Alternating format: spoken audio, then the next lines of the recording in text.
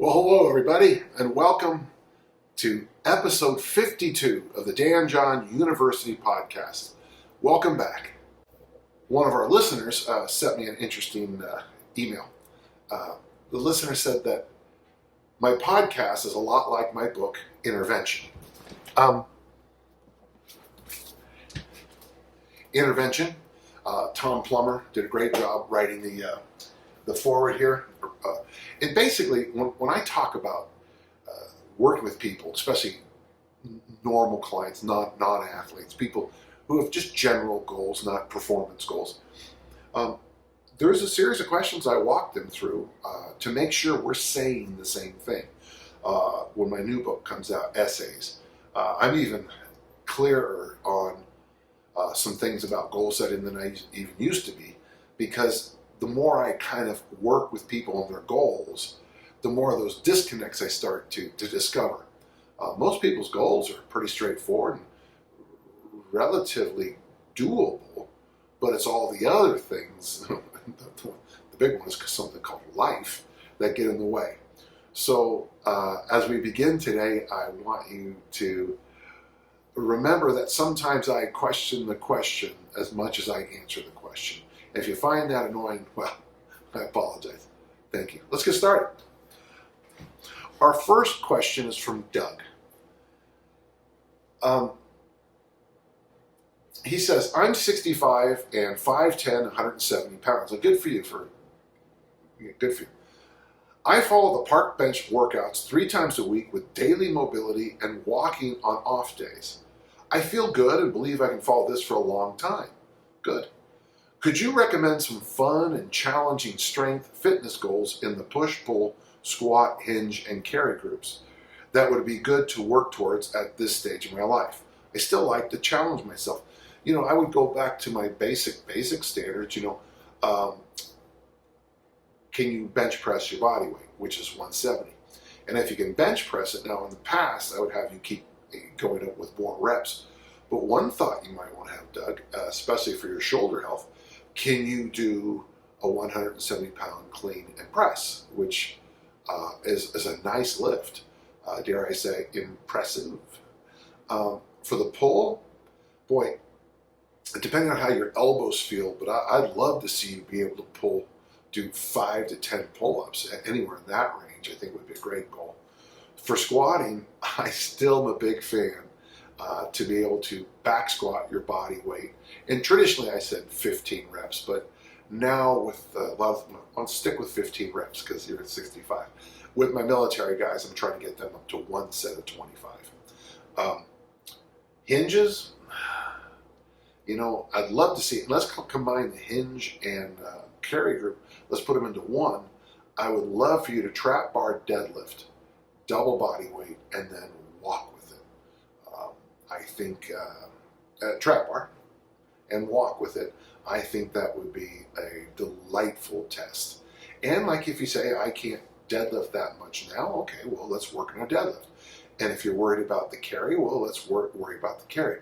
Those are very simple ones, but I applaud you, Doug. I think this is great. It's interesting how, I'm just a little younger than you, but it's fascinating to see my goals change in the past few years.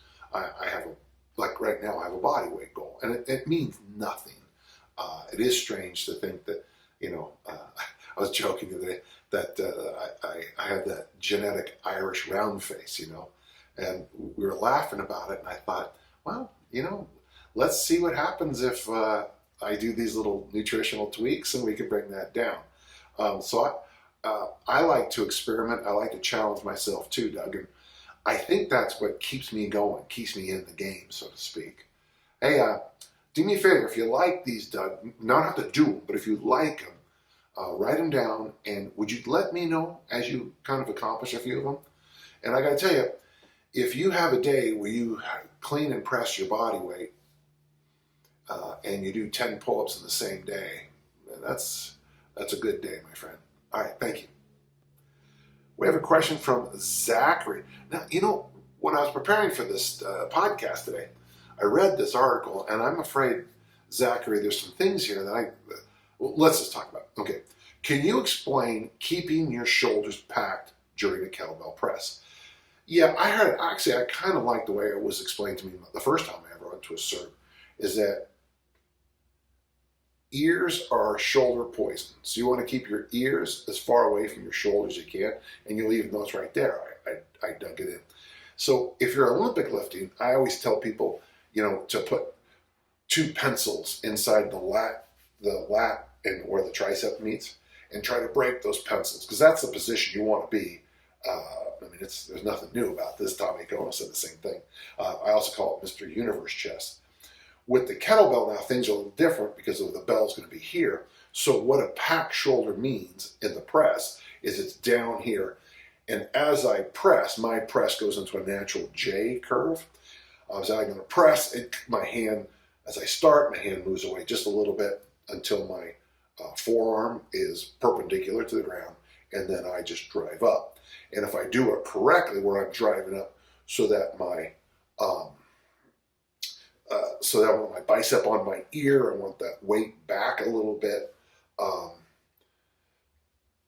The bicep on ear, weight behind, sort of behind the ear a little bit. Not back here like I'm in a backstroke, but just stacked and vertical. And here, what you'll notice is if I can't karate chop you, it's wrong. Okay, so at the top, I should be able to stick my hand into the fold between the deltoid and the neck. So that's what it means in a kettlebell press. It seems like doing this shortens the range of motion. Well, as someone who's pressed the beast, the 48 kilo for 13 reps, yeah, you want that range of motion short. That's a lot of weight, man. Yeah, I think that's okay. Yeah, people get into the range of motion thing sometimes. When I was a powerlifter, I had a teammate who was born to bench a lot. We used to joke because his arms were much shorter than a discus thrower's arms. And when he benched, he went beep like that. It's the range of motion. This isn't necessary. This is a strength movement that has mobility properties, but it's not a mobility movement. I am confused as to why a barbell press ends with a shrug up. That's what when I read that, Zachary, that's when I started wondering if I don't totally understand what you're talking about here. Shrug up at the finish. So I have cleaned from the floor and strict military pressed 300 pounds. I got to tell you one thing, man. You don't shrug at the end. You're down and tight. Man, I don't know. I don't know where you got this information of shrugging your shoulders at the end of a press, barbell press. I don't know. I look back real quickly at some of my old strength and health magazines, and no one's doing that back when the press was an event in the Olympics. I don't know who would recommend that, but to me, it's like that little exercise that McCoy used to recommend back in the 50s. At the top of a bench press, you would do these, we call them horizontal shrugs, which was an extra range of motion. But, or when Dick Notmeyer had me do little press outs to increase my strength, my overhead strength. But I don't know who would recommend shrugging the shoulders at the top. You got me all scratching my face here, man. I don't know. I don't. And then you say, how could 2 press techniques be so opposite? They're not. But I'd have to find out exactly what you're talking about. And I apologize for not knowing that. Thank you. We have a question from Matt.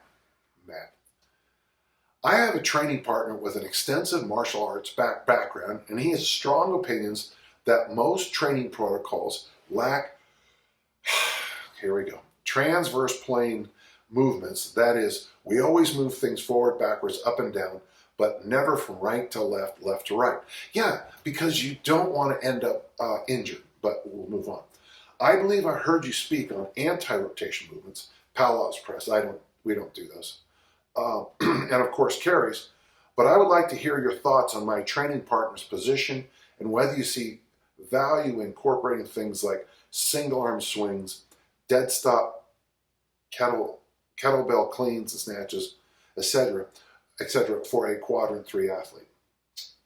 Well, Matt, you certainly can disagree with me, and I'm fine with that. I don't like rotation in the weight room.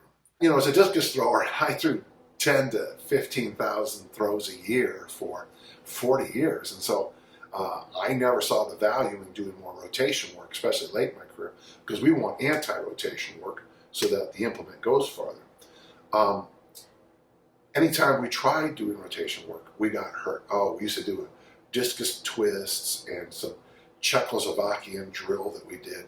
And all of them led to us having low back problems, mid back problems.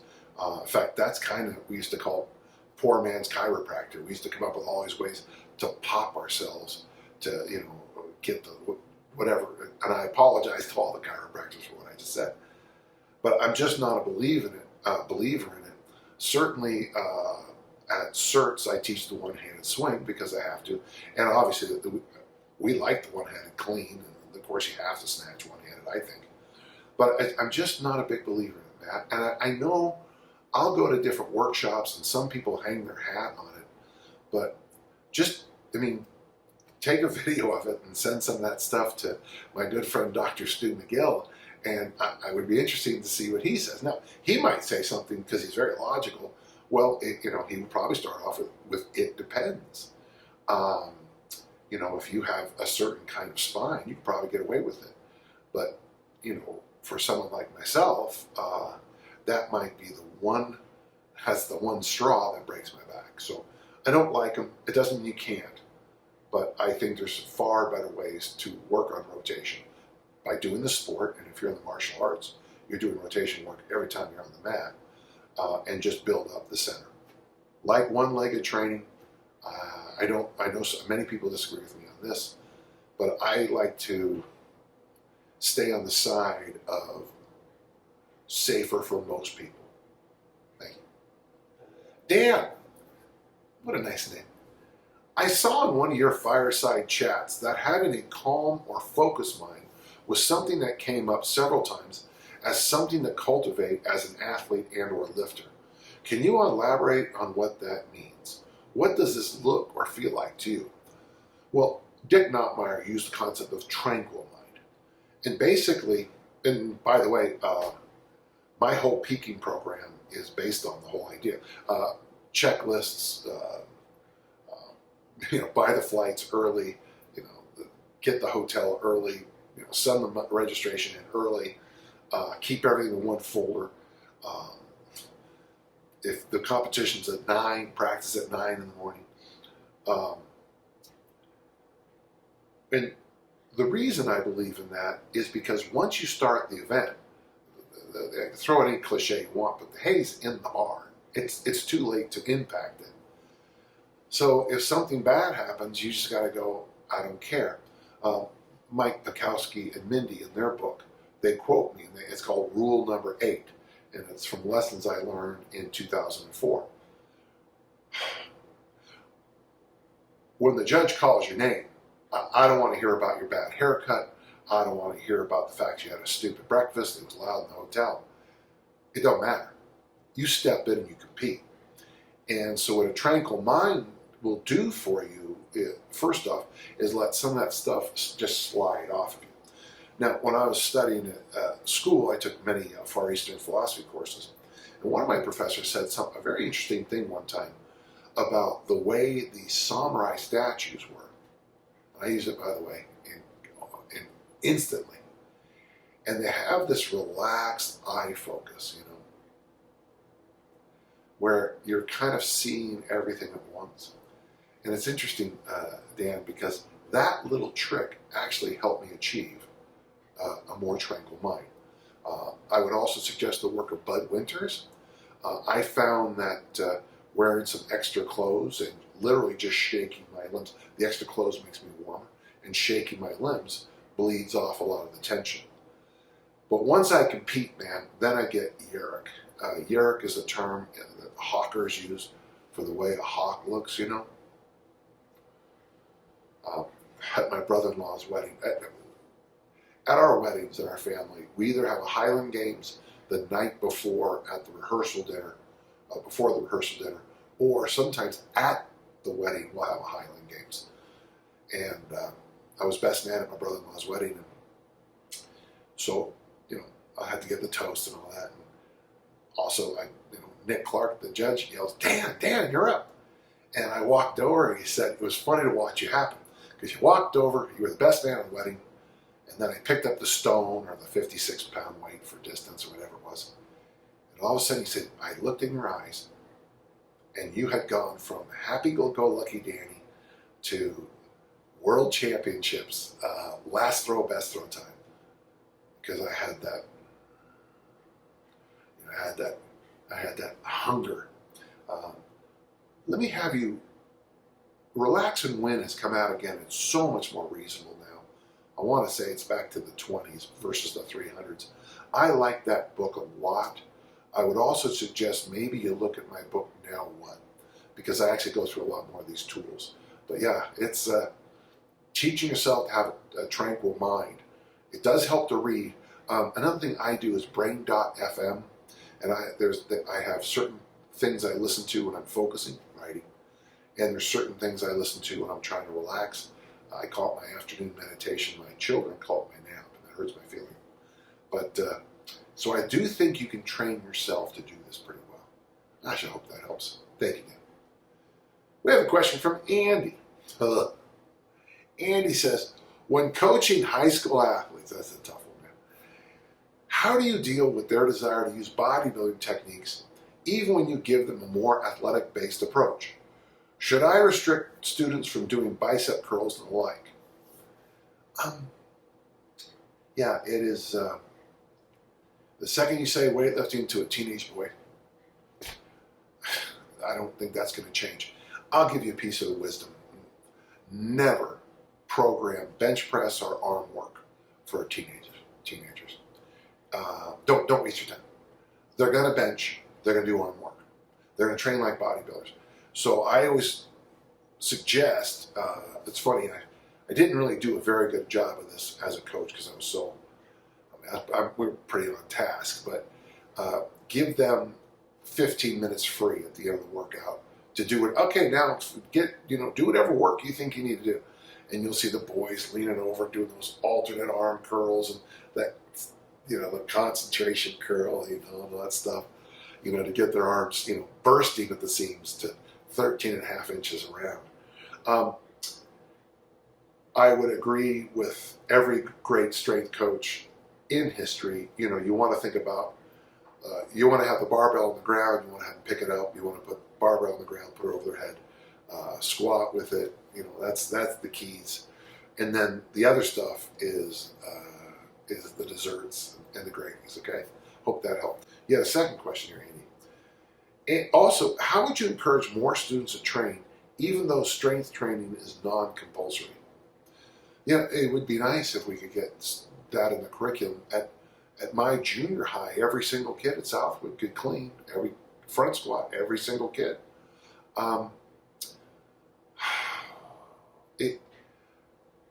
I don't know. I've been away from the high school for about 10 years, but I would be interested for some feedback from you, Andy, on what are a typical high school kid's relationships with their body. From what I see, a lot of the high school kids now don't seem to take their health very seriously. I'm shocked sometimes to see the posture, the obesity, the general slouchiness. There's now a new word, slouchiness of the teen. And so, yeah, I'd love it. I always thought if I'd be a principal, we would mandate weightlifting and chess and great books for every single student in the school at some appropriate level. I never made it as a principal, so what do I know? I hope that helped, Danny. Thank you. Taylor asks, what are your thoughts on a game sports model of PE versus a fitness conditioning-based model? First off, Taylor, it's not a binary question, either or. In the great tradition of PE, there's supposed to be 3 pillars. One is a military aspect of it. When I was in junior high, they made us march for the first 2 weeks. Boy, I just imagine bringing that back. The other was training the human person to move, and that would be gymnastics and working on sprint technique and working on hurdles and long jumping. I still think every fall in America, every single PE class should be track and field because of the skills that you learn for every other sport. And it would help the track and field coach.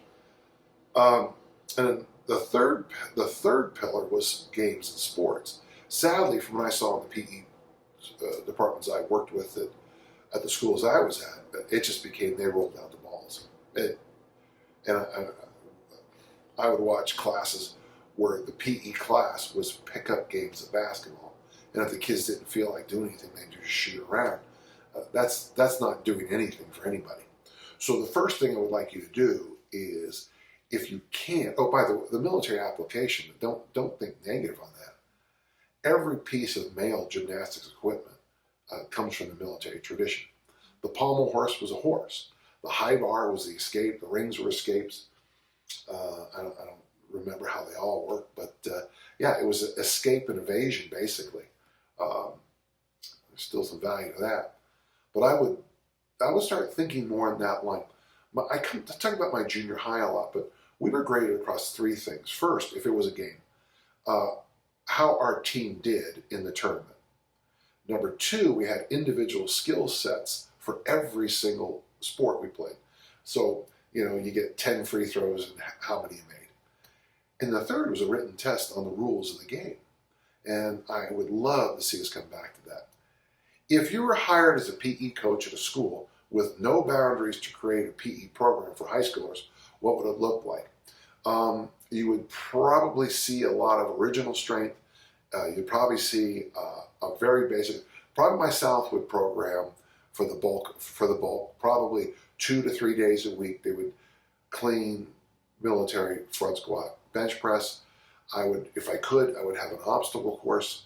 So maybe everyone come out, maybe have them run 600 to 800 meters, flip through the obstacle course, do some basic human movement warm-ups.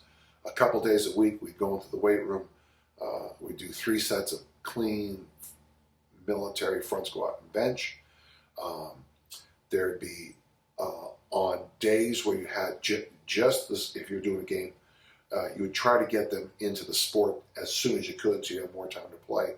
And on the other days, you'd practice the skills, I'd love to see, instead of just playing pickup basketball, every kid had to demonstrate the ability to, dribble with both hands.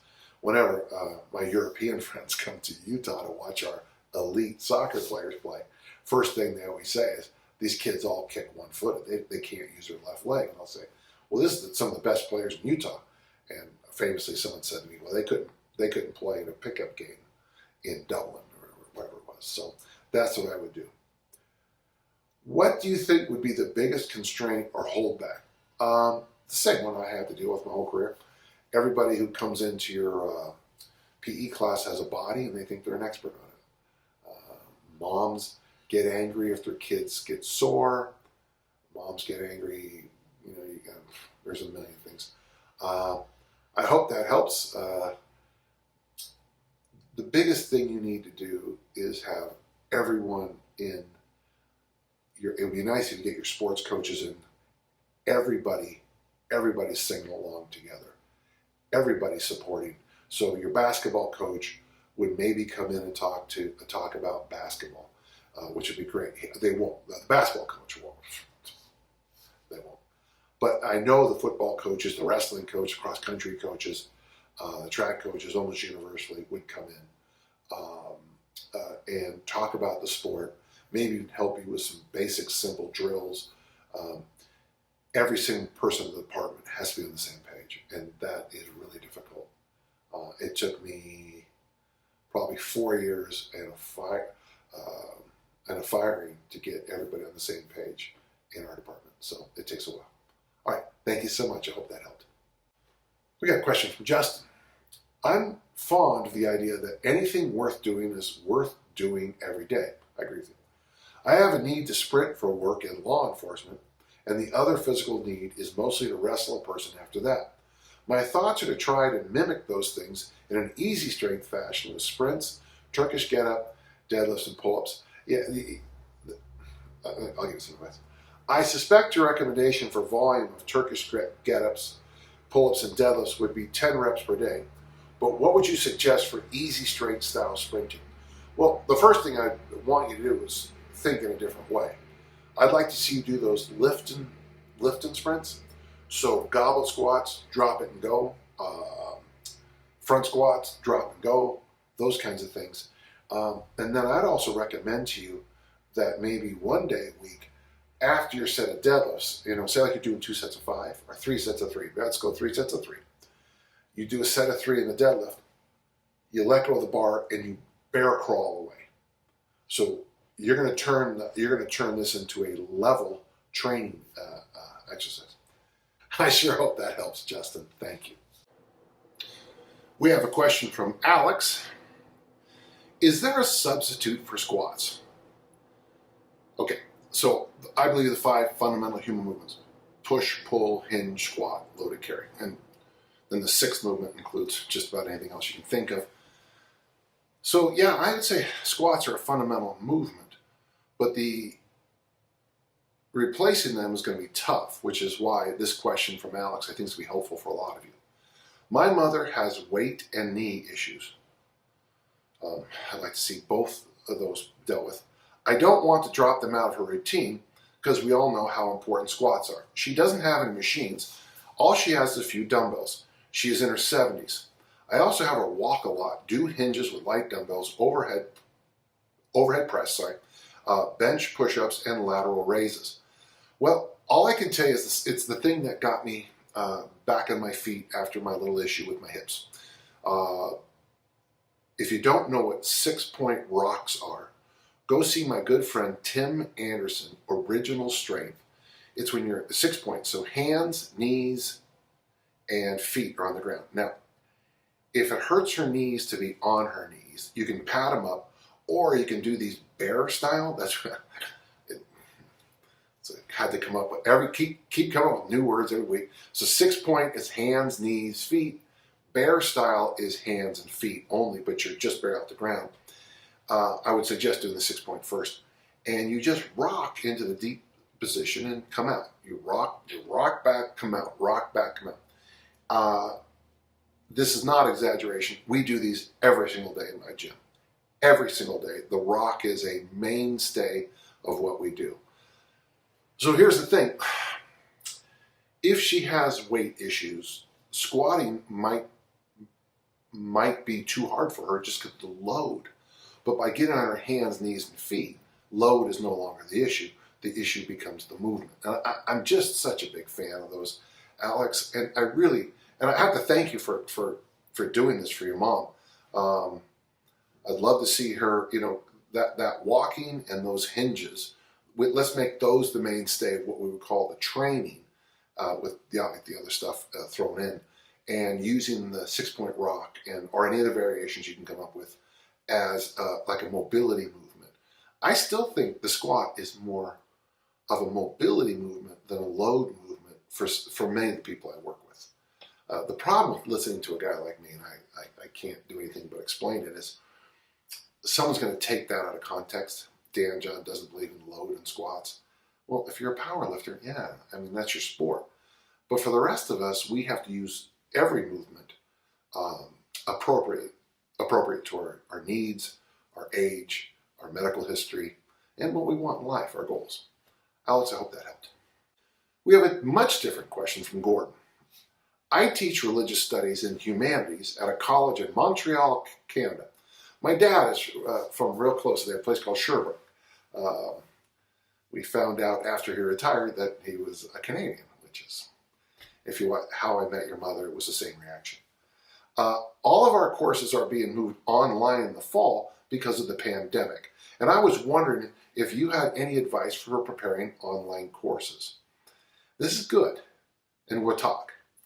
I realize that the online format is a very different animal. As an experienced online instructor, have you pirate mapped the process?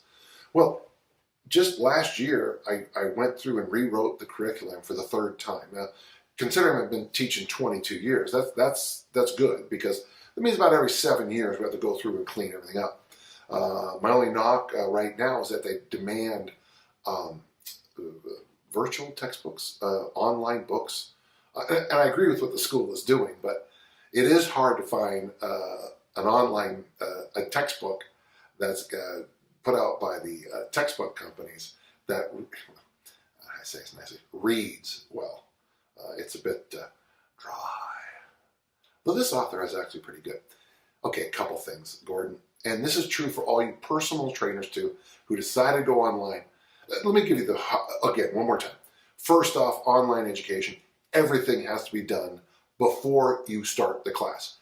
Every single test has to be finished. Every assignment has to knit in to the other assignments. You can't, on an online class, say, okay, we're going to have a test week 4, and I'll figure out what to do by week 8. No, it's got to be done. And the tests have to be finished. And then the tests have to work. You got to make sure that the material that's on the test, the midterm, the weekly quizzes, arches back into the textbook. Because online education is much more textbook driven than the traditional lecture format. Gordon, if you email me, I'll do my best to get some of my mini lectures to you from my course, if you can use them. So I have a textbook and then I have mini lectures, and people say, well, you do the lectures on YouTube? And no, because what's going to happen is, when I first taught online, I used to have to send the students Adobe Acrobat, because they didn't have, many of my students had never heard of a PDF before, which is funny. So everything, the biggest issue online is the internet, not our stuff, but if you reference an article from National Geographic, there's a good chance in days they'll change the code, the www address, and maybe they only change one little thing. Doesn't matter, you can't find it. So if you're going to have things like so you're textbook based, and then I would sprinkle in 1 or 2 page lectures, one or very short things. I don't know about your copyrights up there, but I like having the students read the sacred scriptures of every religion. You can certainly go online and pull out a few pieces for them to read. Number 2 issue, so that's number 1. Everything has to be done up front, including the final, including the midterm, including the weekly quiz, or whatever you decide.